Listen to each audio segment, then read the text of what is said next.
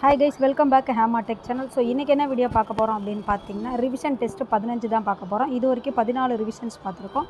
இது வந்து 15வது revision. So இதுலேயும் 30 கொஷின்ஸ் இருக்கும். எவ்வளோ ஆன்சர் தெரியும் அப்படிங்கிறத மறக்காமல் கமெண்ட்டில் சொல்ல. உங்களுக்கு யூஸ்ஃபுல்லாக இருந்துச்சு வீடியோ அப்படின்னா மறக்காமல் உங்கள் ஃப்ரெண்ட்ஸுக்கு ஷேர் பண்ணி சப்போர்ட் பண்ணுங்கள். உங்களுக்கு எந்த சப்ஜெக்ட்லேருந்து கொஷின்ஸ் வேணும் அப்படிங்கிறதையும் மறக்காமல் கமெண்ட்டில் சொல்லுங்கள். வாங்க வீடியோக்குள்ளே போகலாம். வீடியோக்குள்ளே வந்தாச்சு. உங்களுக்கான முதல் கேள்வி, தனிநபர் ஆட்சி நடைபெறும் நாட்டிற்கு எடுத்துக்காட்டு. Saudi Arabia. தனிநபர் ஆட்சி நடைபெறும் நாட்டிற்கு எடுத்துக்காட்டு சவுதி அரேபியா. சமய சார்பு உரிமை பற்றி கூறும் அரசியலமைப்பு பிரிவுகள். இதுவும் முழுக்க முழுக்க குடிமையோட பொறுத்தது, அதாவது சிவிக்ஸ் இருக்கு இல்லைங்களா, அதில் பேஸ் பண்ணி தான் இருக்கும்.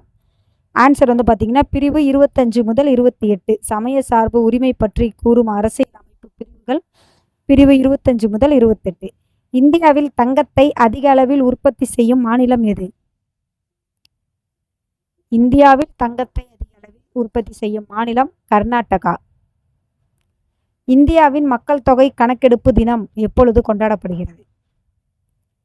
இந்தியாவில் மக்கள் தொகை கணக்கெடுப்பு தினம் பிப்ரவரி 9. மக்கள் தொகை கணக்கெடுப்பு பிப்ரவரி 9 இந்தியாவில். அடுத்த கேள்வி, மகாவீரரின் இயற்பெயர் என்ன? மகாவீரரின் இயற்பெயர் வர்த்தமானர். பண்டி ஜீவன் என்ற இதழை நடத்தியவர் யார்? பண்டி ஜீவன் என்ற இதழை நடத்தியவர் சச்சின் சன்யால். வெடிமருந்து தயாரிக்க பயன்படும் வேதி சேர்மம் எது? வெடிமருந்து தயாரிக்க பயன்படும் வேதி சேர்மம் பொட்டாசியம் நைட்ரேட். வெடிமருந்து தயாரிக்க பயன்படுவது பொட்டாசியம் நைட்ரேட். தீப்பெட்டி தயாரிப்பில் பயன்படுவது எது? தீப்பெட்டிகள் தயாரிக்கிறதுல எது பயன்படும்? சிவப்பு பாஸ்பரஸ். இயற்கை தேர்வு கோட்பாட்டை வெளியிட்டவர் யார்? இயற்கை தேர்வு கோட்பாட்டை வெளியிட்டவர் சார்லஸ் டார்வின். வளிமண்டலத்தில் காணப்படும் கார்பனின் சதவீதம். வளிமண்டலத்தில் காணப்படும் கார்பனின் சதவீதம் 0.03%. நமது நாட்டின் தேசிய பழமாக மாம்பழம் ஏற்றுக்கொள்ளப்பட்ட ஆண்டு. நமது நாட்டின் தேசிய பழமாக மாம்பழம் எந்த ஆண்டு ஏற்றுக்கொள்ளப்பட்டதுன்னா 1950. கடல் ஆமைகள் பாதுகாப்பு திட்டம் இயற்றப்பட்ட ஆண்டு 1999. கடல் ஆமைகள் பாதுகாப்பு திட்டம் 1999. லக்னோ உடன்படிக்கை மேற்கொள்ளப்பட்ட ஆண்டு. லக்னோ உடன்படிக்கை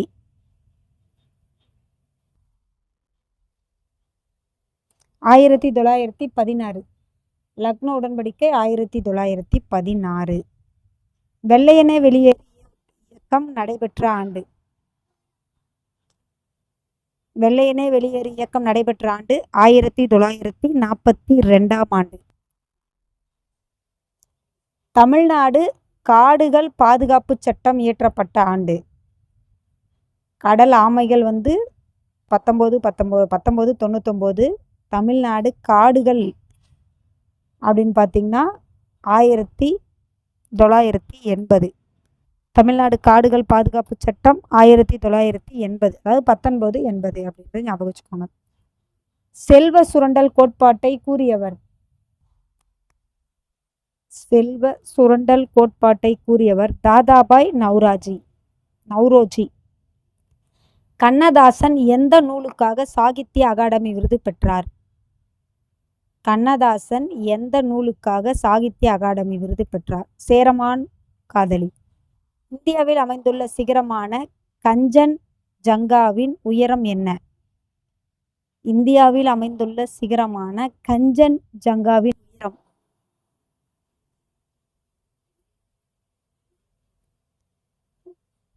88,586 metre. Sorry for the answers. வைரம் மின்னுவதற்கான காரணம் என்ன?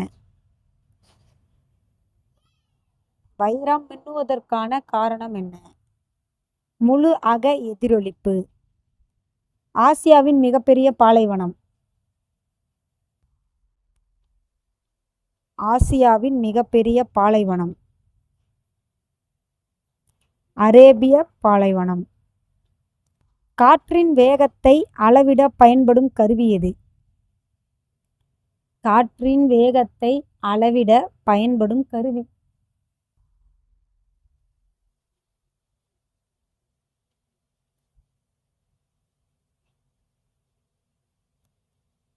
இதில் இருக்க எல்லாத்தையுமே வச்சு அளப்பாங்க. Anemometer, meteorograph, register. ஸோ அனைத்துமே சரி. சப்போஸ் உங்களுக்கு கேள்வியில் 4ல் ஏதாவது ஒன்று இருந்துச்சுன்னா டிக் பண்ணிக்கோங்க. பிரிட்டிஷ் இந்தியாவில் முதல் பொது தேர்தல் நடைபெற்ற ஆண்டு. பிரிட்டிஷ் இந்தியாவில் முதல் பொது தேர்தல் 1920. நவீன உலகில் மக்கள் தொகை கணக்கெடுப்பை முதலில் நடத்திய நாடு. நவீன உலகில் மக்கள் தொகை கணக்கெடுப்பை முதலில் நடத்திய நாடு எதுன்னு கேட்டிருக்காங்க. டென்மார்க். கல்மரம் என்ற நூலின் ஆசிரியர் யார்? திலகவதி. எம்.எஸ். சுப்புலட்சுமி தாமிரயணி விருது பெற்ற ஆண்டு.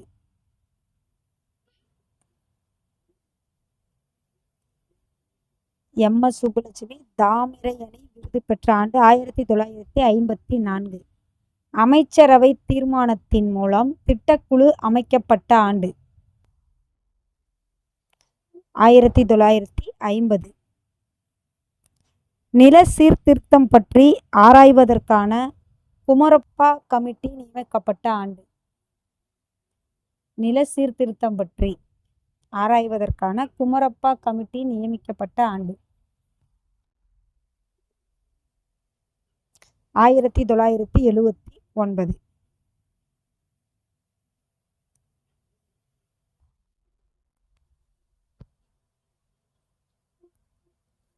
அடுத்த கேள்வி. நவீன கரிம வேதியியலின் தந்தை யார்? நவீன கரிம வேதியியலின் தந்தை ஃப்ரெட்ரிக் ஹோலர். பற்பசை தயாரிக்க பயன்படும் வேதி சேர்மம் எது? பற்பசை தயாரிக்க பயன்படும் வேதி சேர்மம் கால்சியம் கார்பனேட். கடைசி கேள்வி. கேஸ் பலூனில் நிரப்பப்படும் வாயு எது? ரொம்ப ஈஸியான கொஷின். கேஸ் பலூனில் நிரப்பப்படும் வாயு எது? ஹீலியம்.